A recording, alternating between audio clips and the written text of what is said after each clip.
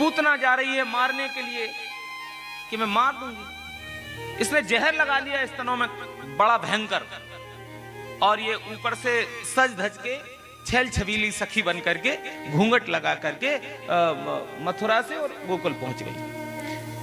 अच्छा, इसका काम ही है, एक ही काम है इसका जीवन का, छोटे छोटे बच्चों को मार के खा जाना।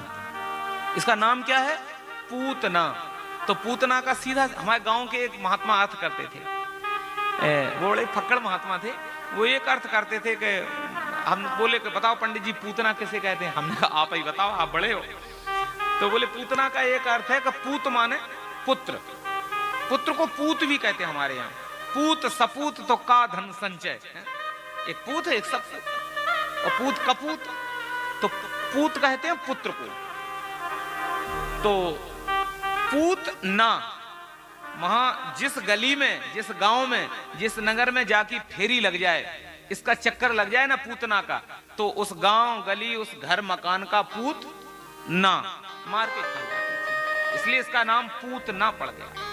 एक वृंदावन के आचार अर्थ करते थे, मेरे गुरुजी बता रहे थे, पारसन वाले गुरुजी, पूज्य गुरु पारसन वाले गुरुदेव, वो कह रहे थे, उन करीब 40-45 साल पुरानी वो कथा की बात सुना रहे थे कि वो आचार्य सुना रहे थे कि ये जो भगवान को मारने के लिए गई, भगवान को जिस दिन मारने के लिए गई, उस दिन तक इस पूतना ने उस ब्रिज के 49,000 बालकों को मार के खा लिया था। इसका नाम पूतना। इस पूतना का एक अर्थ और होता है, पूत माने पवित्र, ना माने नहीं, जो पवित्र नहीं है विचारों से। बाहर भले ही लग रहा है कि ये डेंटिंग पेंटिंग करा ली, लेकिन इसका भाव पवित्र नहीं है।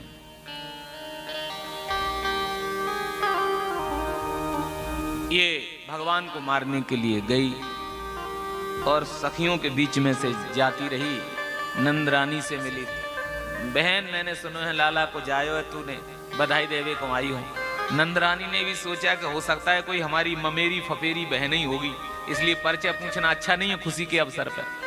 तो उसने कहा है लाला कहाँ है तेरो, मैं आशीर्वाद दे के आ जाऊं। तो मैया ने इशारा कर दियो कि वाप उस वाले रूम में, कक्ष में पालने में पहुंचो है मेरो लाला। सो ये घूंघट उठाती भाई कमरे में पहुंची, और वहां भगवान खूब आनंद से हाथ पैर हिला कर किलकारियां मार के हंस रहे थे, रो रहे थे। भगवान ने जैसे ही देखा कि ये पूतना मारने को आई है, तो भगवान ने नेत्र बंद कर लिए। विबुद्धिताम बालक मारिका ग्रहम चरा चरात्मा सन्मीलते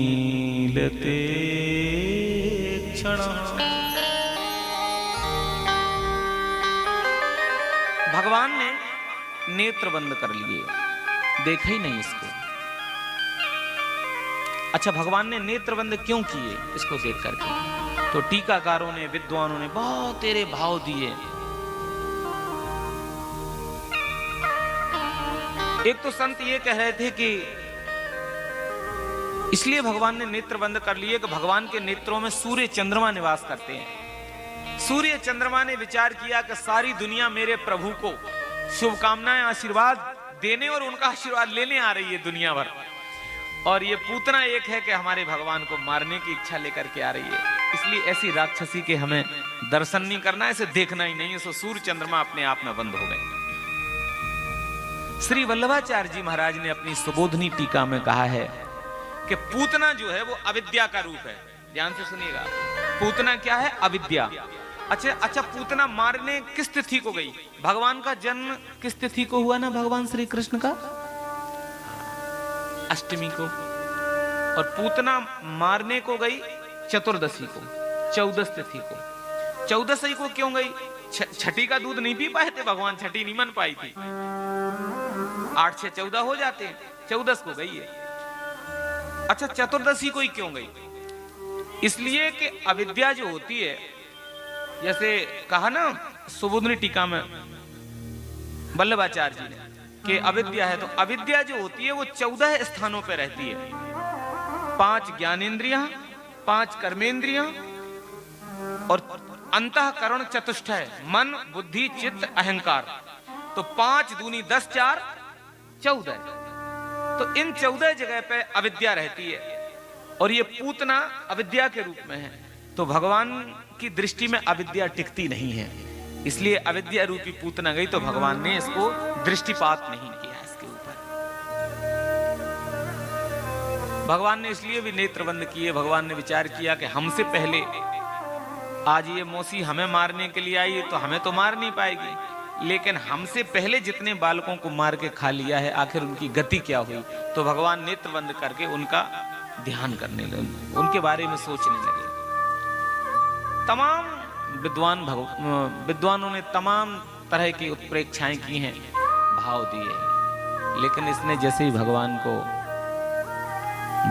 जैसे ही इसने हाथों में उठाया, स्तनपान कराने लगी। सोच ये रही थी कि जैसे ही जहर मुख में जाएगा तो इसका प्राणांत हो जाएगा, इसकी जीवन लीला समाप्त हो जाएगी। लेकिन भगवान इसके स्तनपान करते करते प्राणों का भी आकर्षण करने लगे।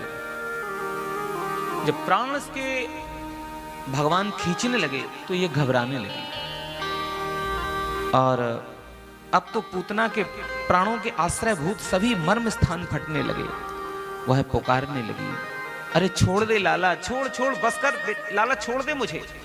सामुंच मुंचालमति प्रभासणी निष्पीड्य माना खिल जीव मर्मणि विवृत्र नेत्रे चरणौ भुजौ मुहु प्रवशिन्न गात्रा क्षिप्तिरुरोधः। हे लाला मुझे छोड़ दे, मुझे दर्द हो रहा है, मेरा जी घबरा रहा है। लेकिन मानो भगवान उसके वक्षस्थल से चिपक करके कहने लगे कि मौसी जी, इतने जल्दी हम किसी के पकड़ने में आते नहीं हैं जितने जल्दी आपने पकड़ लिया है। और अब पकड़ लिया है तो जो हमारा हो जाता है हम जिसे पकड़ लेते हैं, फिर इतने जल्दी हम छोड़ते भी नहीं जितने जल्दी आप छोड़ाना चाहती हो। अब तो तुम्हें ठिकाने लगा के ही छोड़ेंगे। भगवान ने इसके प्राणों का आकर्षण किया। ये अपने रूप में आई और महल के बाहर एक 6 कोस के बगीचे में धड़ाम से जाके गिर जाती है, इसका प्राणांत हो जाता है।